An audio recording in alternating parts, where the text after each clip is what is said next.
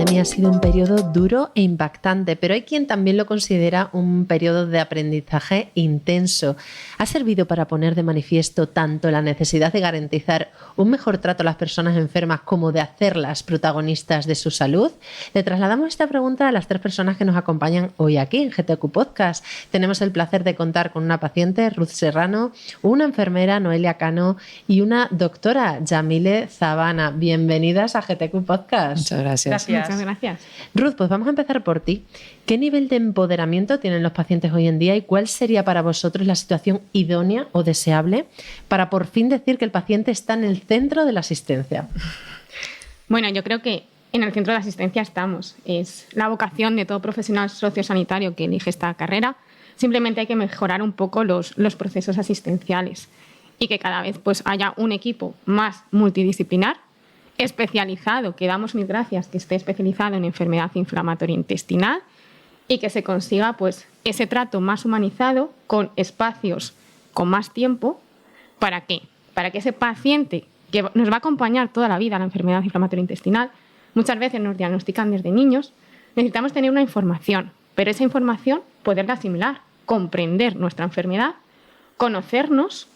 ¿Para qué? Para que sepamos autogestionar la enfermedad y no nos limiten la vida.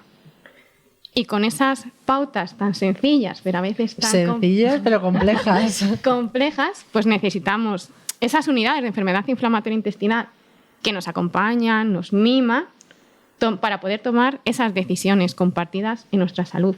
El paciente tiene que dejar de ser, o sea, los médicos y enfermeras deben dejar de ser paternalistas para que el paciente sea un paciente activo y tome sus propias decisiones. Bueno, me dejas sin palabras, Ruth. Yamile, como médico, ¿coincide esta descripción que hacen los pacientes con la situación deseable a la que pretendéis llegar vosotros como profesionales sanitarios? Definitivamente. Es decir, ahora estamos viviendo un cambio de lo que es la salud basada en los valores, ¿no? Con el paciente en el centro. Pero hemos de decir que no siempre fue así. Como comenta Ruth, pues estábamos acostumbrados a una medicina, un modelo más convencional, un modelo en el que había mucho paternalismo, en el que había también un poco de...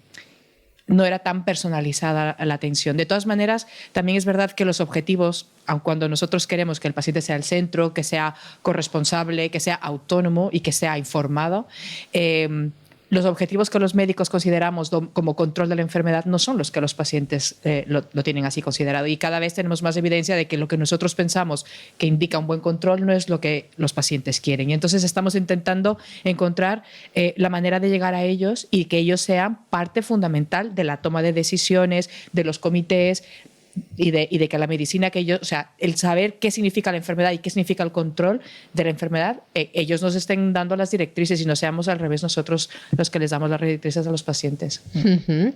Noelia, ¿cómo pueden contribuir las enfermeras especializadas en enfermedad inflamatoria intestinal a alcanzar estos objetivos compartidos respecto al tiempo, la organización, etcétera?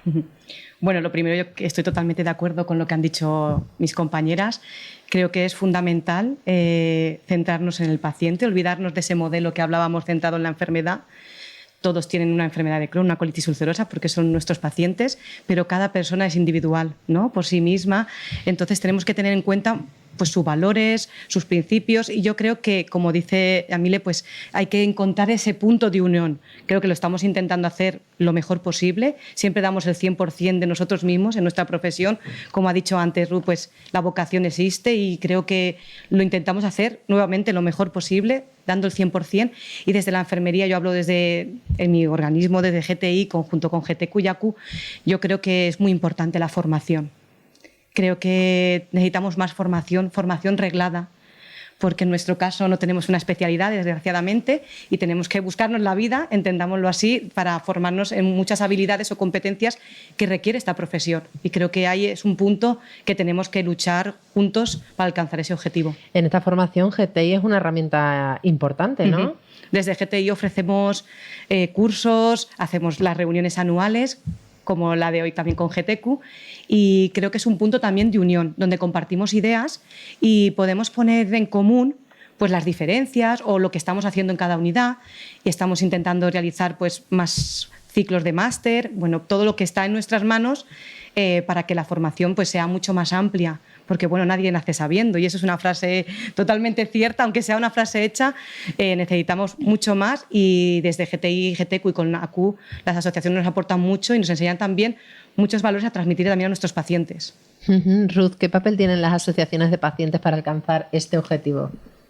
Bueno, pues tenemos un papel que cada vez va ampliando. Primero, el conjunto de pacientes de todos tiene muchísima diversidad, y eso hay que tenerlo en cuenta y poder coger la experiencia vital de todas las personas para que esa experiencia vital nos ayude en mejorar el sistema sanitario. O sea, traducir nuestro día a día en necesidades y demandas, y poder en conjunto hacer y diseñar ese proceso asistencial cada vez más sostenible, pero con mejor calidad percibida.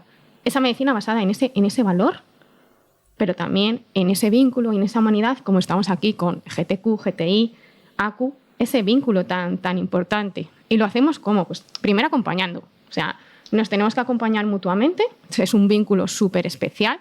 A veces a nuestros profesionales sanitarios les contamos lo más íntimo, lo que no nos atrevemos a contar a otras personas. Luego, en conjunto, informar y divulgar. Tenemos que divulgar a la sociedad qué es nuestras necesidades para que cada vez pues eso nos sea más fácil y adaptar pues la educación, el mundo laboral. Y luego, cómo participar. Esta palabra, ya estamos participando en las mesas de gestión sanitaria y social a nivel micro, desde la consulta, a nivel meso en los hospitales, o a nivel macro, en las comunidades autónomas y a nivel nacional, para que la administración pública pues conozca de primera mano y en conjunto con el resto de agentes para poder tomar esas decisiones de la mejor forma. Yamile, ¿qué implicación tiene GTQ en estas acciones de ACU? La verdad que intentamos no solamente difundir, sino también participar activamente en todas las iniciativas de ACU.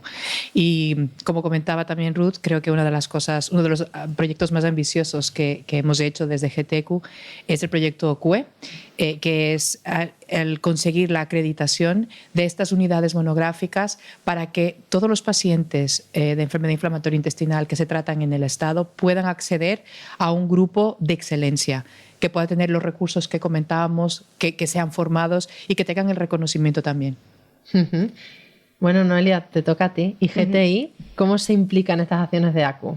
Bueno, pues como ha dicho Ruth, también participando, ¿no? Teniendo un papel activo en nuestras reuniones, conjuntamente, teniendo en cuenta su voz. Yo creo que hay que oírles, ¿no? Es algo que reivindicamos.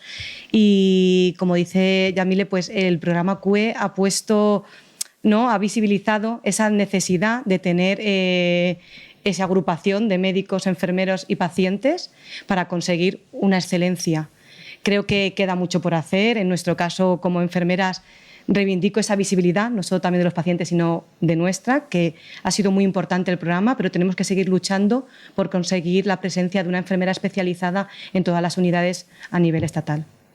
Bueno, chicas, ha sido de verdad un placer teneros aquí a las tres. Espero que este podcast les resulte a nuestros oyentes tan interesante como me ha resultado a mí. Y nada, espero veros el próximo año aquí de nuevo. Muchas gracias. Gracias. A ti. Hasta luego.